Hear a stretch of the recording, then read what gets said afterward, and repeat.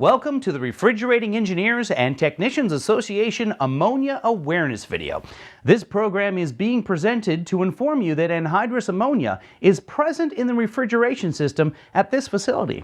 It is critical for you to understand the hazards associated with anhydrous ammonia and what to do should an accidental release occur. So what is anhydrous ammonia? Ammonia is a chemical compound with the formula NH3. Which means that it consists of one atom of nitrogen and 3 atoms of hydrogen per molecule. Because the atomic weight of nitrogen and hydrogen are not the same, the weight ratio is 82.5% nitrogen and 17.5% hydrogen. Other than its use as a refrigerant, ammonia is used extensively as a fertilizer because it is rich in nitrogen. Anhydrous is the Greek word for without water. Anhydrous ammonia contains only a trace amount of water, less than 2 parts per million. The trace amount of water is added to help prevent stress corrosion cracking of transport vessels. This distinguishes it from ammonia water solutions. When anhydrous ammonia contacts water, it forms ammonium hydroxide. Anhydrous ammonia is the most commonly used industrial refrigerant today. Why is this? Well, there are several reasons. Ammonia is abundant and inexpensive to produce. It is able to absorb up to 7 times more heat energy than manufactured refrigerants. It breaks down quickly in the environment and does not damage the ozone layer like some manufactured refrigerants. Anhydrous ammonia is totally biodegradable and does not contribute to greenhouse gases.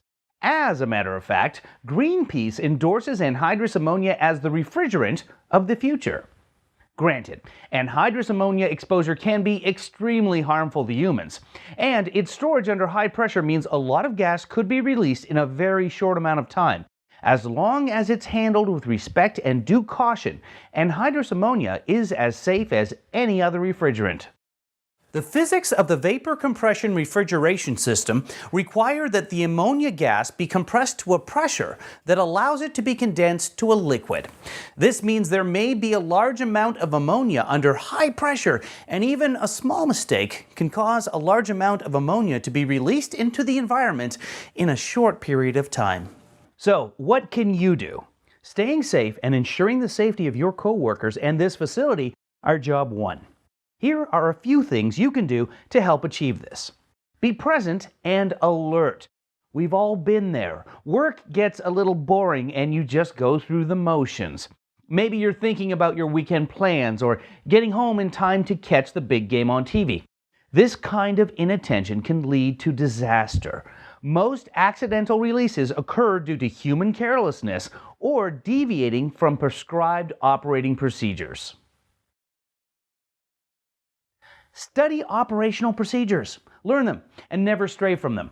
These procedures have been developed through years and years of research, trial and error, and good old-fashioned experience.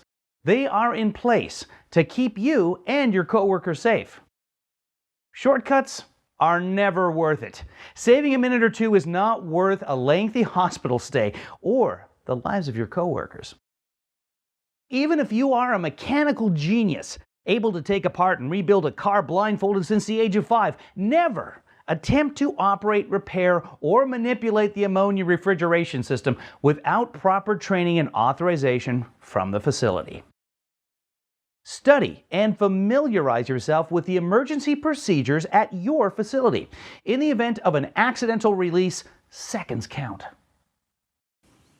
Ammonia liquid is kept under pressure to prevent vaporization, so a large volume can be available for use.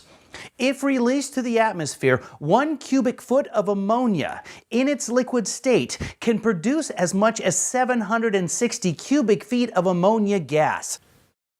An ignition temperature of 1,204 degrees Fahrenheit makes anhydrous ammonia rather difficult to ignite, and it is not generally considered a flammability hazard.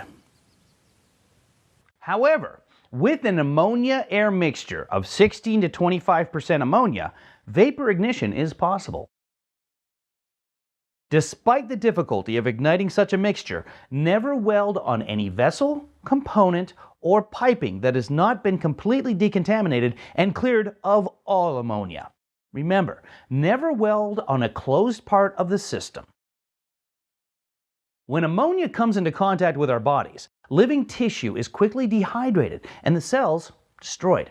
It attacks any part of the body that is moist: eyes, ears, nose, throat, bronchia, lungs, any moist skin.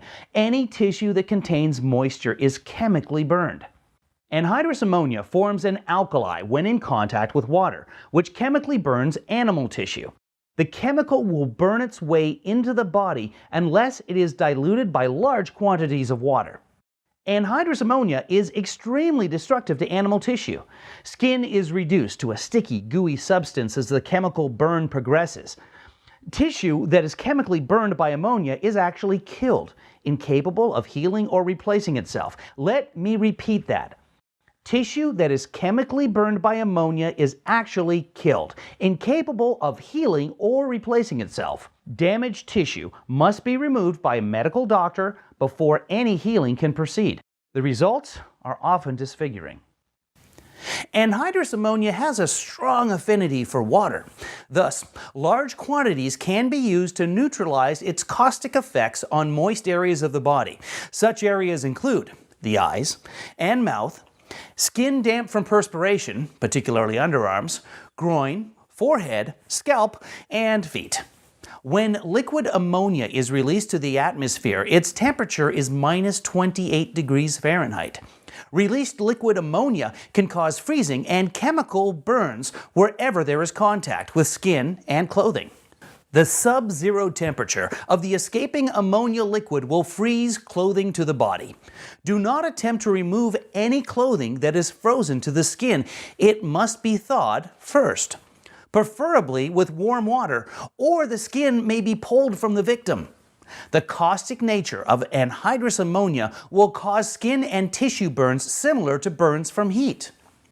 Do not apply salves, cream, or ointments of any kind to the injury. The caustic burning can only be stopped by dilution with large quantities of water. The eyes are continually bathed in moisture. Anhydrous ammonia will seek out this moisture. The resulting burns will cause damage to the eyes, such as cataracts, glaucoma, permanent blindness, and disfigurement. If the eyes have been exposed to anhydrous ammonia, they must be immediately and continually flushed with water, and the victim must receive immediate emergency medical care. Everyone who works with anhydrous ammonia or plans to open the system should carry a 6 to 8 ounce squeeze bottle of fresh water on their person at all times. This small amount of water will last only long enough for the worker to get to a larger quantity of water, but it may make the difference between blindness and sight. Initially, it may be necessary to force the victim's eyelids open after the exposure. The ammonia trapped under the eyelids must be flushed out with water, or it will continue to burn the eyeball and related tissues. At low concentrations, the odor of anhydrous ammonia will usually drive the unprotected worker away from the scene. At a higher level of concentration, the worker may not escape without inhaling a dangerous dose. The entire respiratory system is very moist, so anhydrous ammonia will naturally be attracted to that part of the body. When a concentrated level of anhydrous ammonia is inhaled, it will quickly burn the respiratory system. It may hurt too much to breathe. The respiratory system may essentially be paralyzed because of the pain. First responders and rescue workers may not be able to treat a serious inhalation exposure. Medical technicians may be able to administer oxygen to aid breathing after their arrival on the scene. It may be difficult to maintain adequate respiration until the victim is delivered to a medical facility. When someone is exposed to anhydrous ammonia, get them to a safe location away from the released ammonia and start first aid treatment immediately. The chemical burning starts instantly, and the injury becomes worse as time passes. Treatment consists of flushing the affected body areas with copious amounts of water. One short flushing is not sufficient. Maintain a steady flow of water over the affected area until the victim is delivered to medical help for at least 15 minutes. Do not reuse the water. It will not provide relief, having already absorbed the ammonia. Be mindful of the temperature and amount of water placed on the victim.